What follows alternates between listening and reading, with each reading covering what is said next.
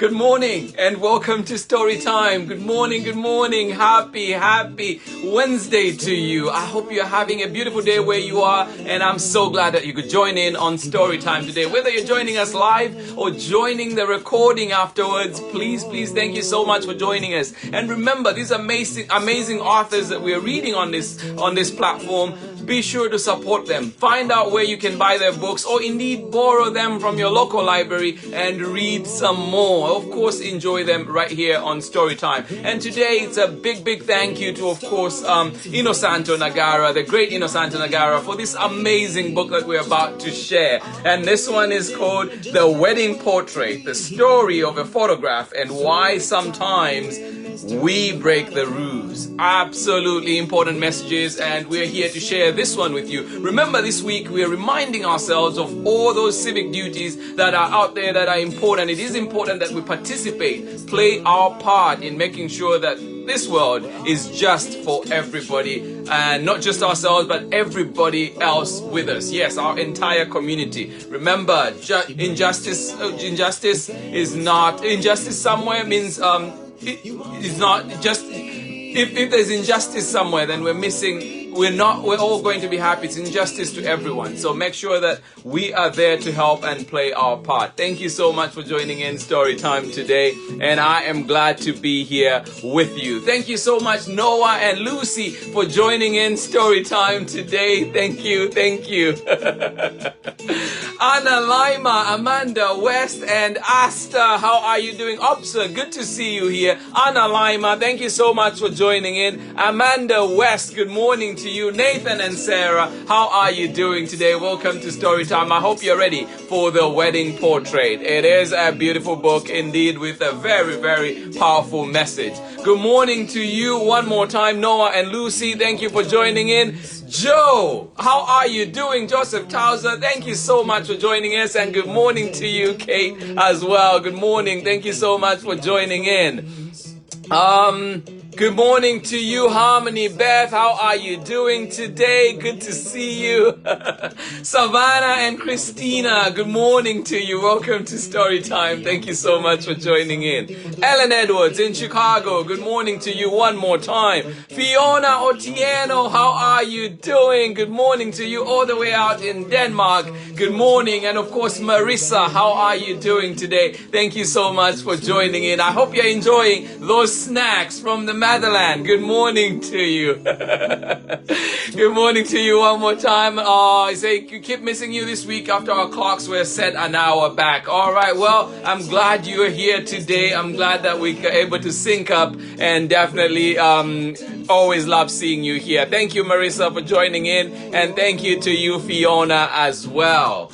Jade, I am glad you're able to catch us live today. How are you doing? Ava Scarlett, good to see you, sweetheart. Thank you so much for joining in Storytime. I'm glad you're able to catch us live today. Christina Voorhees, how are you doing? I hope I got your name correctly. Please let me know where you are joining us from. And of course, Fiona and Marissa one more time. Good morning to you, Harriet Nalungwe, all the way out in Lusaka, Zambia. And Abraham, how are you doing? Good morning to you. Thank you for joining in. Absolutely, Fiona. Absolutely love it. I am glad you're enjoying those. I just got a batch from my sister that arrived here, and I'm excited to definitely dig in and enjoy some of those snacks. Good morning to you, Christina. You say you're right here in Auckland. Awesome. I am glad you're here. And Christina, who is joining in with you today for Story Time. Thank you so much for joining us. Happy you are here. Thank you. Ellen Edwards, you're saying sunny Chicago today. All right, well, enjoy it. I know it's been cold the last few days, so I hope you're enjoying that sunshine today. Thank you so much for always joining in. And of course, being the sunshine right here on Storytime, Ellen. Thank you so much. We appreciate you. Absa, good to see you. Thank you so much. I am doing great. And of course, another beautiful story to share together makes me smile twice as much. Good morning to you. Thank you for joining in Storytime. I hope you're ready for this beautiful story by Innosanto Nagara, and he lives right here in Auckland. So absolutely inspirational man. But why are Innosanto's books important? I'll just read a little bit from the back of his book. It says, Innosanto Nagara's books encourage children to grow up with confidence in themselves and to be proactive citizens who are passionate about causes from the environmental issues to LGBTQ rights and civil rights. So really important, especially at this time as well, to remind ourselves and remind our little ones. Let's guide them in the right way. Let's show them how to do things. I'm sure they're showing us a lot already, but it is important that we are the guiding lights for these young ones out there, and we can wish for a beautiful future for each and every one of them. Thank you so much for joining in. And Savannah, you're saying, oh, Christina, yes, with Savannah, and you say she's 1.5. Absolutely love it. Oh, Savannah, oh, so much life ahead of you, Savannah. I am glad you're able to spend some of that time with story time. Enjoy it. Oh, my goodness. Oh, so cute. Sam Black, good morning to you. Iris and Zala out in the UK, good morning to you. Thank you so much for joining in Storytime. Good to see you. And Sam, I am so glad you're able to catch us now that the clocks have switched back. All right, thank you so much. Yes, there you go, there you go. Jade, you got my back. You got my back. Thank you so much. And injustice anywhere is threat to justice everywhere. Oh my goodness, you should have seen Mr. Limada at the beginning trying to remember that saying. Thank you. Jade and Ava Scarlett, you are the best. You got Mr. Limada's back right here. And injustice anywhere is a threat to justice everywhere. Oh my goodness. Thank you. Absolutely love it. Thank you. Thank you. All right. Are you ready for our story today? I am ready to share this beautiful story today. We will be learning a lot. And yeah, let's dig in and enjoy this one. It's by Innosanto Nagara. Yes, the author of A is for Activist and Night in the Planetarium. And of course, this one is called The Wedding Portrait. And it is the story of a photograph and why sometimes we break the rules. Let's find out why. And let's see if we agree with Innosanto Nagara. And of course, this book is printed by 7 Stories Press. So absolutely appreciative to them and Innosanto for giving us this opportunity to share this amazing message right here on Storytime. Thank you, thank you. All right, here we go. When kids visit our house, they often ask about a particular photo that hangs on the wall. It's actually a cutout from the newspaper, but we put it in a frame and hang it up with the other family photos. It's a wedding portrait, a picture of 2 people dressed up for a wedding, kissing. Then those 2 people are Mama and I when we got married. But as you can see, there is something different about this wedding portrait. What can you see? What is different about it? But before I tell you about the portrait, I want to tell something about breaking the rules.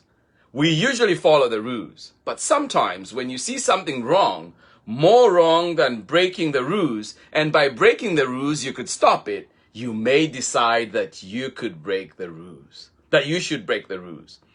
You know about segregation, right? That was when in some parts of the United States, there were laws against black people. Black families were not allowed to live in white neighborhoods. Black children had to go to separate schools and drink from separate water fountains. And when you got on the bus, if you were black, you had to sit in the back. Those were the rules. That was the law. But those laws were racist. Those rules were wrong. Some people decided to do something about it. Black activists would get on the bus and refuse to sit in the back. One of the first to do this was Claudette Colvin, who was just 15 years old. The bus driver yelled at her, "Move to the back!" But she ignored him. The driver called the police and the policemen yelled at her too, "Move to the back or we will arrest you." She ignored them too. Way to stand up, Claudette. The police arrested her. But then other people came and sat in the front of the bus and refused to move. This happened over and over. Rosa Parks got on a bus and refused to move. The newspapers heard this was happening and came and took pictures. People from all over the country saw the pictures in the newspapers and more came. Some marched, some protested. Others got on buses and refused to move to the back. And guess what? In the end, the laws were changed. This is called civil disobedience. Absolutely important. People have been using civil disobedience to fight for freedom for a long time. For instance, the British Empire colonized India for hundreds of years. They stole their resources. They treated the people very badly. If anyone complained, they threw them in jail. And when people rebelled, the British used their army and guns to stop them. This was not good. So the people said, "Sorry, British Empire, but it's time for you to go home. And until you go, we won't be cooperating with you anymore." That play date was over. The British didn't want to go home and tried to force the Indian people to keep following their rules. But the Indian people stuck to their promise. When the British told them they couldn't make their own clothes, they made their own clothes anyway. When the British tried to get them to pay taxes, they ignored them. The British even tried to tell them they couldn't make their own salt from the sea, so thousands of people marched to the sea to make salt. Some of the leaders were arrested, but others took their place and did it again and again and again. Over 80,000 people were arrested for making salt. They didn't win right away, but guess what? In the end, the British had to go home. In Colombia, there is a nation of indigenous people who are called the Ua. If you are indigenous to a place, that means you and your ancestors have been there for a long time, thousands of years, basically forever. The Ua are also the thinking people. Their homeland is known as Kajka Ika or Kera Chikara and includes the headwaters of the Orinoco River. It is a beautiful place. But their land is also a place where oil companies want to drill for oil. The Ua people knew that oil drilling only brings violence and environmental destruction. So they said, "No, thank you." But the oil companies ignored them and came anyway. So the Ua people decided to go to the place where the company was going to drill for oil and set up a camp. They blocked the road into the camp to keep the oil company trucks from coming in. This is called a blockade. People from all over the world heard about the blockade and many went to the company offices to protest along with the Ua people. This is called solidarity. They also called for people to stop buying the company's oil so that the oil company wouldn't make any money. This is called a boycott. It took 10 years, but guess what? In the end, the oil company went home. Another boycott was one led by farm workers in Immokalee, Florida. These farm workers are the people who pick the tomatoes we eat. They work really hard in the hot sun and are not paid very much. In fact, some were being forced to work for no pay at all. This was a case of modern-day slavery.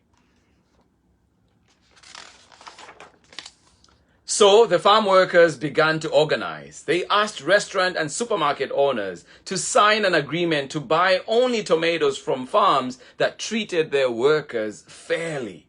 But the owners said, "No way, we don't care about the farm workers. We like our tomatoes cheap. A lot of us don't have a lot of money, so we like our stuff cheap too, don't we?" But think about it. If someone offered you a cheap tomato, but it was cheap because it was picked by a kid just like you, who had to work all day for no pay and wasn't allowed to go home, would you buy it anyway? I didn't think so. And the Immokalee workers didn't think so either. So they said, let's boycott those restaurants and supermarkets that don't care. They also held marches and rallies to let people know about the boycott. At one point, they marched almost 250 miles all the way to Orlando. People across the country stopped going to those restaurants and supermarkets. And guess what? In the end, the restaurants and the supermarkets decided they had better care. There are many different kinds of civil disobedience and direct action.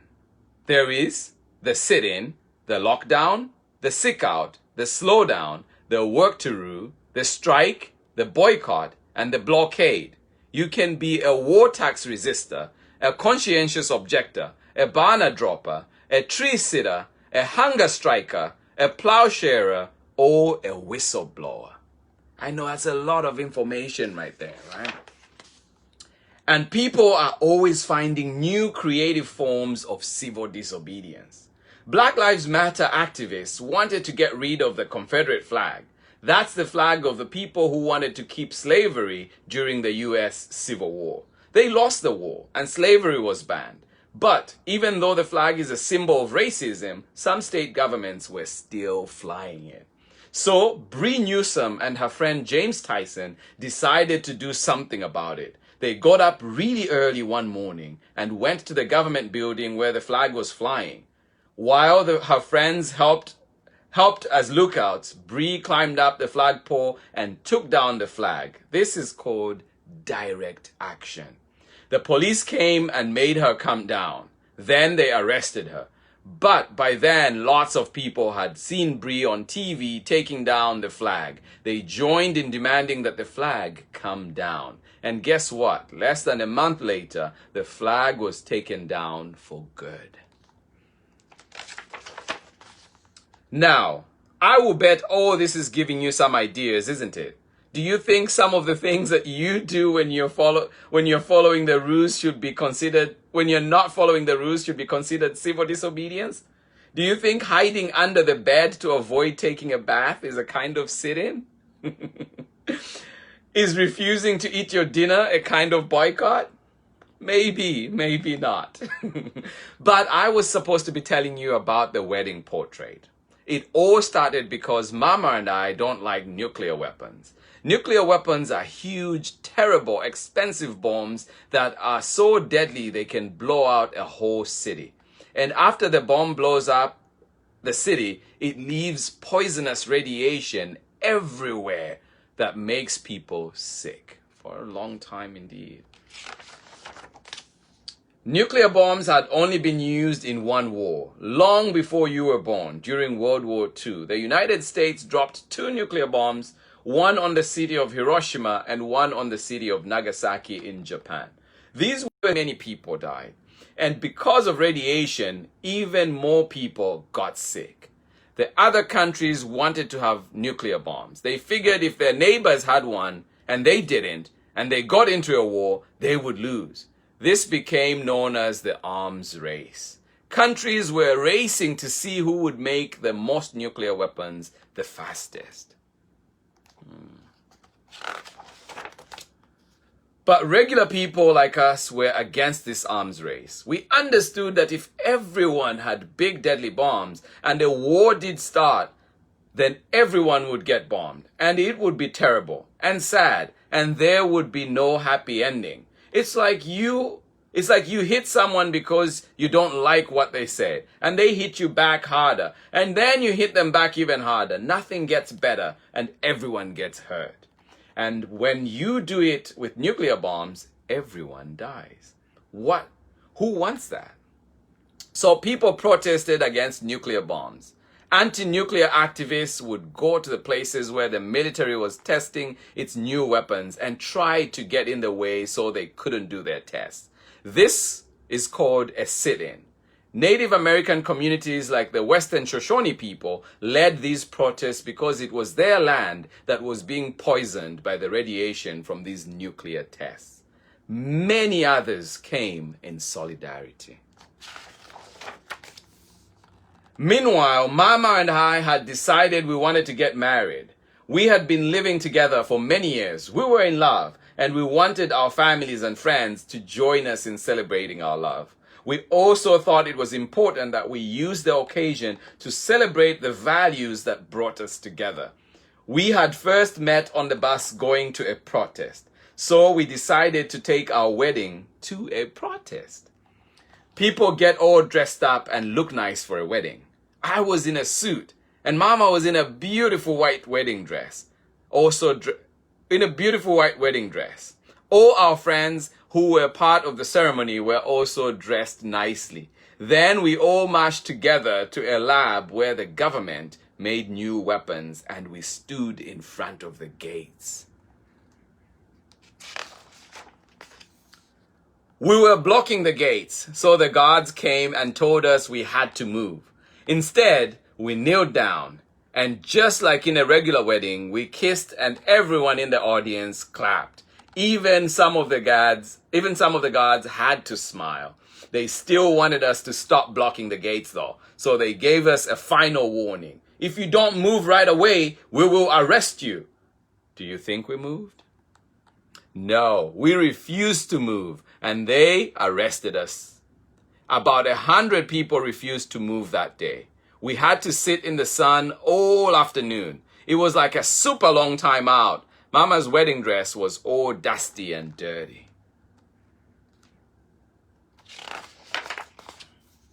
But a reporter took a photo of us and published it in the newspaper. Lots of people read the newspaper and learned about what the government was doing. Our friends thought that was the best wedding photo ever. So as a gift, they framed it and we hung it on our wall. And guess what?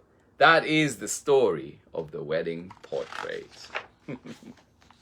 The end.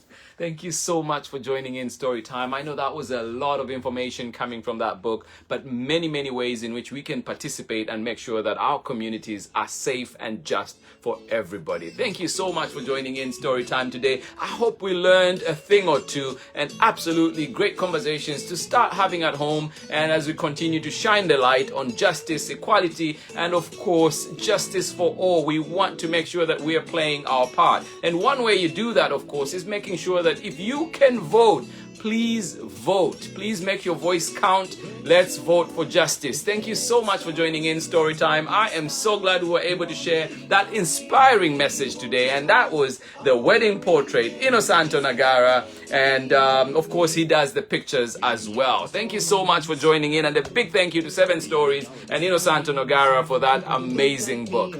Please, thank you so much. Remember, you can join us this week. We are continuing to look at topics that encourage us to participate in our community and make sure that everybody is treated fairly. And of course, tomorrow we are back with What Can a Citizen Do? What can you do? And this one is written by Dave Eggers and Sean Harris. So do join us for that one tomorrow. Thank you so much for joining in Storytime today. Let us see who else joined in for that. And of course, a big thank you to you, Ava Scarlett, and of course, Jade, for having Mr. Limada's back. This is what I wanted. And injustice anywhere is threat to justice everywhere. And thank you so much. Absolutely appreciate it. And that is just a good reminder for us, right? We want justice for everybody. Thank you so much for joining in. Sheba Chanda and Benjamin out in Lusaka, Zambia. Thank you for joining us. I hope you enjoyed that one, and I hope we learned a thing or two. Thank you.